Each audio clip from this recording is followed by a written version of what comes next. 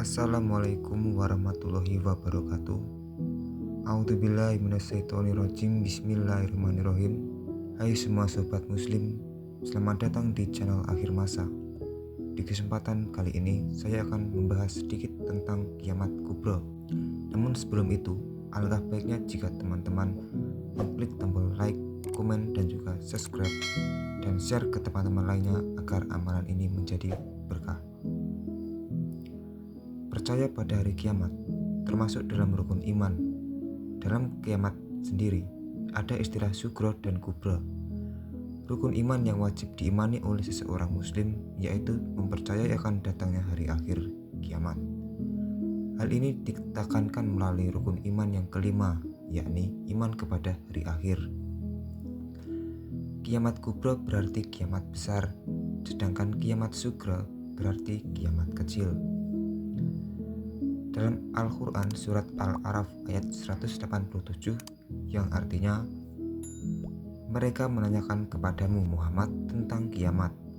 Kapan terjadi? Katakanlah, sesungguhnya pengetahuan tentang kiamat itu ada pada Tuhanmu. Tidak ada seorang pun yang dapat menjelaskan waktu terjadinya selain Dia. Kiamat itu sangat berat, huru-haranya bagi makhluk yang tinggal di langit dan di bumi. Tidak akan datang kepadamu kecuali secara tiba-tiba. Mereka bertanya kepadamu seakan-akan engkau mengetahuinya. Katakanlah Muhammad, sesungguhnya pengetahuan tentang hari kiamat ada pada Allah, tetapi kebanyakan manusia tidak mengetahuinya. Pengertian kiamat kubra. Dalam bahasa Arab, kubra berarti besar. Dalam hal ini, kiamat kubra adalah kiamat yang sebenarnya. Kiamat kubra terjadi dengan dimulainya tiupan trompet sesengkala malaikat Israfil serta diiringi dengan kehancuran semesta beserta isinya. Berikut tanda-tanda kiamat kubra.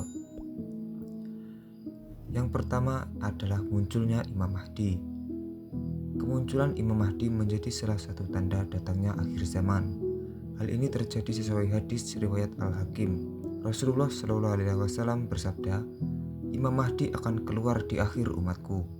Allah akan menurunkan hujan, akan menumbuhkan tanaman di muka bumi, harta akan dibagi secara merata, binatang ternak akan semakin banyak, begitu juga umat akan bertambah besar.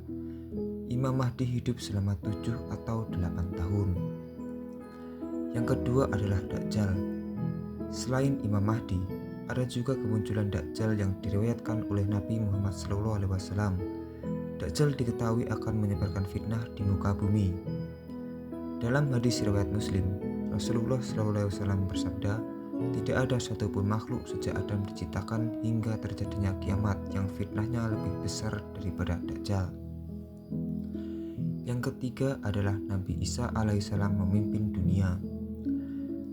Al-Quran surat An-Nisa ayat 159 yang artinya, tidak ada seorang pun di antara ahli kitab yang tidak beriman kepadanya.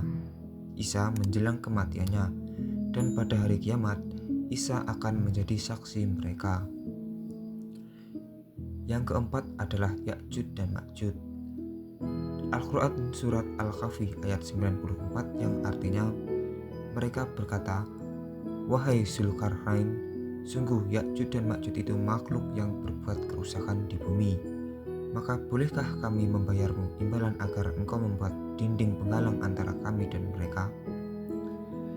Yang kelima adalah matahari terbit dari arah barat. Matahari terbit dari arah barat menjadi salah satu tanda-tanda kiamat kubra atau besar. Dalam hadis Abu Dawud serta Ibnu Majah, dari Abdullah bin Amr, dia berkata, aku hafal dari Rasulullah sabda beliau, sesungguhnya pertanda yang muncul pertama kali menjelang kiamat ialah terbitnya matahari dari barat dan munculnya binatang melata menemui manusia pada waktu duha. Mana saja dari keduanya yang lebih dulu terjadi, tidak lama sesudah itu lain pun segera terjadi. Yang keenam, Da'bah atau binatang melata. Kemunculan binatang melata disebutkan dalam hadis yang sama dengan terbitnya matahari dari arah barat. Namun tidak diketahui mana yang duluan dan akan terjadi apakah kemunculan binatang melata atau matahari dari barat. Selanjutnya adalah kabut dan angin berhembus. Al-Quran surat Ad-Duhan yang artinya, maka tunggulah pada hari ketika langit membawa kabut yang nampak jelas. Yang kedelapan, munculnya api. Berdasarkan hadis riwayat Muslim, kemunculan api menjadi tanda-tanda kiamat. Api tersebut membawa manusia menuju tempat berkumpul, dan yang terakhir adalah api yang keluar dari Yaman, menggiring manusia ke tempat mereka berkumpul. Yang selanjutnya adalah terjadinya gempa. Gempa di muka bumi saat hari kiamat dijelaskan dalam Al-Quran surat Al-Hajj ayat 1 yang berbunyi, "Wahai manusia, bertakwalah kepada Tuhanmu. Sungguh guncangan hari kiamat itu adalah suatu kejadian yang sangat besar." Yang ke-10 adalah kehancuran Ka'bah. Tanda-tanda kiamat yang terakhir adalah hancurnya Ka'bah.